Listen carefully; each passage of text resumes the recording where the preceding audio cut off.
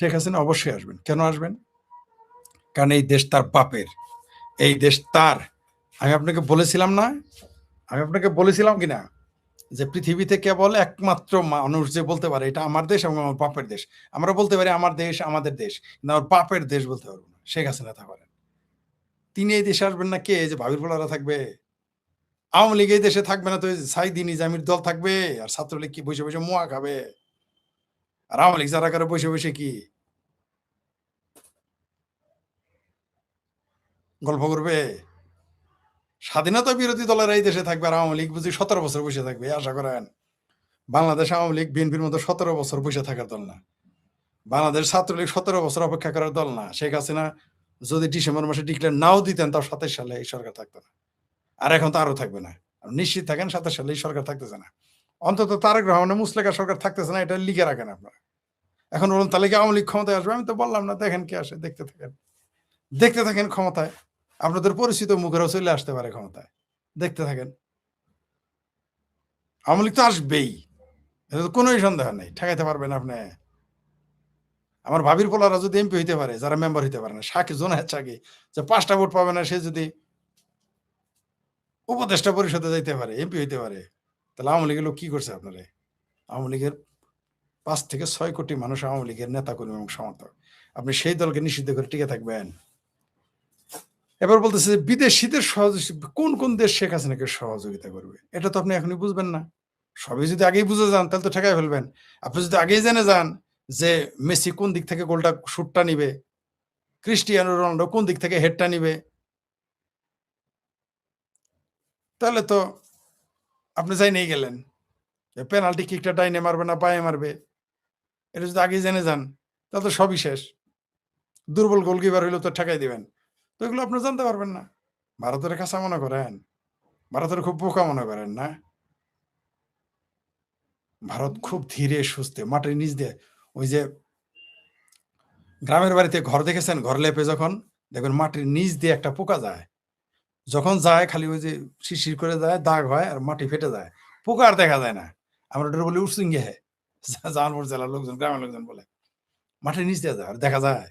যাওয়ার পরে যখন সে চলে যায়, তখন দেখা যায় দাগ হয়েছে, ডাইনে থেকে বামে গেল, উত্তর থেকে দক্ষিণে গেল, দক্ষিণ থেকে পূর্ব থেকে পশ্চিমে গেল। তার আগে বুঝতে পারেন?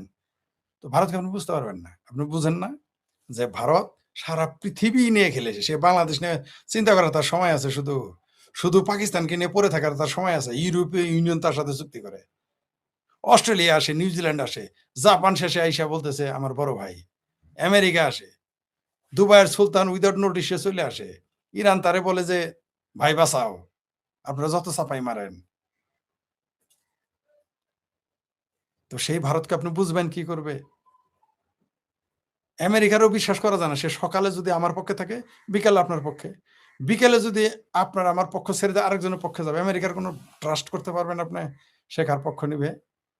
কিন্তু ভারত এবং রাশিয়া এই ধরনের দেশগুলো, তাদের বন্ধু শত্রু পার্মানেন্ট, মোটামুটি পার্মানেন্ট। তারা বন্ধুর প্রতি, বন্ধুকে রক্ষা করার জন্য তারা যা ইচ্ছা তাই করবে। আমেরিকার যারা বন্ধু ছিল একটা বেঁচে আছে দেখেন তো দেখি ওই দেশের অবস্থায়, পাকিস্তানের অবস্থা দেখেন তো, বিগানিস্তান, আফগানিস্তানের অবস্থা দেখেন তো এখন কি অবস্থা। তো এই তারেক রহমানের পক্ষে থাকলেই আমেরিকা কি তারেক রহমানকে ক্ষমতায় বসানোর জন্য আসবে? সে তার নিজের স্বার্থ উদ্ধার করবে।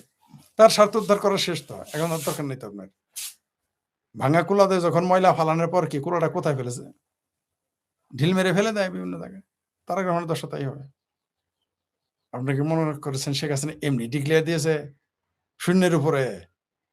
যদিও জানি যে এই সুযোগে কিছু ধানের মধ্যে সিটা আছে, তার আশেপাশে যত নেতা আছে কিছু কিছু এবার পালাবে খুব ভালো হবে। মানে যেতটুকু বাদ ছিল, মানে এইবার আরো আওয়ামী লীগের কর্মীরাও কিন্তু, নেতারাও কিন্তু ধরা খেয়ে গেছে। আওয়ামী লীগের নেতাদেরও কিন্তু আবার প্রমাণ দিতে হবে যে তারা নেত্রী কথায় কি করে। আমি ছাত্রলীগের কিছু পোলাপানের সাথে কথা বলছি, নেতাদের লক্ষণ কিন্তু ভালো না। নেতাদের লক্ষণ বেশি ভালো না, কিন্তু জনগণ সাথে থাকবে। আওয়ামী লীগের অনেকে কিন্তু মনে করে শেখ হাসিনা আসবে না। অদ্ভুত না? কিন্তু আমি আমি নিশ্চিত যে আওয়ামী লীগ না করলেও আমি নিশ্চিত শেখ হাসিনা আসবেন। আমি নিশ্চিত আসবেন, এবং বাংলাদেশে ঝড় তুফান শুরু হয়ে যাবে। মানে রাজনৈতিক ঝড় তুফান, সাইক্লোন শুরু হয়ে যাবে, এটা আমি জানি। কিন্তু আওয়ামী লীগের বড় বড় নেতা অনেকগুলো তার সাথে আসবেন না। পালায় যাবেন কোন ভেজালে না পড়ে। যারা ফেসবুকে এসে কথা বলতে পারে না, ফেসবুকে পোস্ট দিতে পারে না শেখ হাসিনার জন্য, তারা তো বিশ্বাস কিভাবে করবে? ছাত্রলীগের অনেক নেতারা চিনি, পোস্টই দেওয়া সাহস পায় না। সেটা জেলার নেতা হোক, কেন্দ্রীয় নেতা হোক, উপজেলার নেতা সাহসই পায় না পোস্ট দেওয়ার। তারা তো ভাববে শেখ হাসিনা আসবেন না। কিন্তু যখন ক্ষমতায় থাকবে তখন বিরাট বড় নেতা, তার বাপ এত বড় নেতা, দাদা এত বড় নেতা, কারা করে বাপ দাদা মুক্তিযোদ্ধা দুইটাই, কিন্তু কামের বেলা ঠন 2.5 লক্ষ মানুষ মুক্তিযুদ্ধের ভাতা নিয়েছে। এর মধ্যে 1 লক্ষ তো ভুয়া, 1.5 লক্ষ তো জেনুইন। 1.5 লক্ষের পরিবারের কয়জনরা আপনি পোস্ট দিতে দেখেন? ছাত্রলীগের হাইরে সেলফি লিগ বাবারে বাবা, কমিটি, উপকমিটি, সাব কমিটি, আরো কত কমিটি, কমিটি সেলফি লিগ নাই, এখন মাঠে নাই। পোস্ট দেওয়ার মুরদ নাই তাদের, বরং অন্যান্যদের প্রশংসা করবে। খোদ শেখ হাসিনা নিয়ে শেখ হাসিনার ছবি দিয়ে পোস্ট দেখি প্রতিদিন একটা করে, সাহস কত আছে, তাও দিবেন। শুধু ছবি, কথা তো বলার মুরদই নাই, কিন্তু বিরাট বড় নেতা, তখন বিরাট বড় নেতা আমরা জানি তারা হবে। যাই হোক, সেটা অন্য প্রসঙ্গ। শেখ হাসিনা কিন্তু আসবেন, তিনি যা বলেন তা তিনি করবেনই, তাকে কেউ ঠেকা রাখতে পারবে না। তিনি যদি মারাও যান তাও আসবেন, তিনি যদি জীবিত থাকেন তাও আসবেন, তিনি আসবেনই, তাকে আসতেই হবে। কারণ বাংলাদেশে এই মুহূর্তে যে অবস্থা, তার না আসার উপায় নেই। কারণ তার কর্মীরা বিপদে, তার কর্মীরা চূড়ান্ত বিপদে। এটাই হচ্ছে একজন নেতার গুণ, যে কর্মীরা যখন বিপদে তিনি আর বসে থাকবেন না। এবং এই দেশের জনগণ বিপদে, এই দেশের অর্থনীতি ধ্বংস, রাজনীতি ধ্বংস, গণতন্ত্র ধ্বংস, মুক্তিযুদ্ধের চেতনা ধ্বংস, তাই তিনি আর বসে থাকবেন না, বসে থাকতে পারেন না, আসতেই হবে তাকে। আর মোক্ষম সময়ে নেতারা আসে, এটাই স্বাভাবিক। বিপদের সময় তো নেতার কাজ, শুধু তো সুসময়ের জন্য নেতা না। আর তিনি চ্যালেঞ্জ ছুড়ে দিয়েছেন, যারা বলছেন না পালায় গেছে, পলাতক আনতেন, তিনি কিন্তু চ্যালেঞ্জটা ছুড়ে দিয়েছেন, পারলে এখন তাকে ঠেকান, পারলে এখন ঠেকান। আর যদি শেখ হাসিনা মারা যায়, সেনাবাহিনী যদি আওয়ামী লীগের উপরে গুলি চালায়, ছাত্রলীগের উপরে, নিশ্চিত থাকেন এই সেনাবাহিনীর ভবিষ্যতে খতম হয়ে যাবে। বাংলাদেশের সেনাবাহিনী বিলীন হয়ে যাবে যদি বাংলাদেশের আওয়ামী লীগ, ছাত্রলীগ, যুবলীগের উপরে বা সাধারণ মানুষের উপরে গুলি চালায়। সেনাবাহিনী একদিন বাংলাদেশে থাকবে না। আর ইন্টারন্যাশনাল চাপে তো পড়বে, মিশন আর যে মসমসায় মিশনের ভাতা পাওয়া সব বন্ধ হয়ে যাবে যদি গোলাগুলি শুরু করে, মিশনে যাওয়া বন্ধ হয়ে যাবে।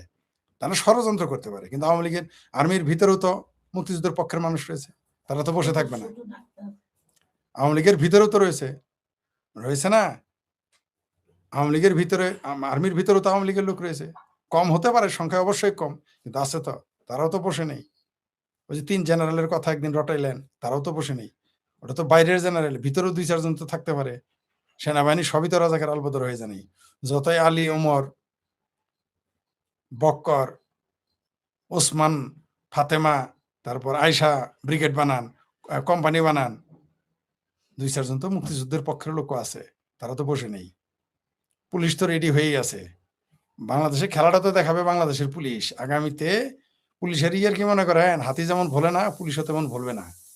আমাদের গ্রামে গঞ্জে একটা কথা আছে, পুলিশ যদি মায়ের লাং হয় তাও বিশ্বাস করতে নাই। পুলিশের বোধাই মনে করছেন আপনারা, পুলিশের বোধাই মনে করেন না। যারা মনে করছেন পুলিশের জ্বালাইছেন, থানা জ্বালাইছেন, উদ্ধার করে ঝুলাই রাখছেন, জ্বালাই দিচ্ছেন, পুড়ে ফেলছেন, মনে করছেন যে পার পেয়ে যাবেন, অত নালি হাতে সেটা না। আওয়ামী লীগ কিছু করুক আর না করুক, পুলিশ দেখবেন আপনাদের কি করে। যারা এগুলো করছেন না, হয়তো তারা পালায় যাবে, তাদের বাপ মা 14 গোষ্ঠী মিলা পালাবে। যে পুলিশকে জ্বালিয়েছে, পুড়িয়েছে, গুলি করেছে এবং প্রকাশ্যে ঘোষণা দিয়েছে, তাদের বাপ মা হয়ে যাবে, সব একবারে চলে যাবে আমেরিকা, ভিসা নিয়ে বসে আছে যাওয়ার জন্য। দেখতে পারবেন আর কয়দিন পরে খেলাটা।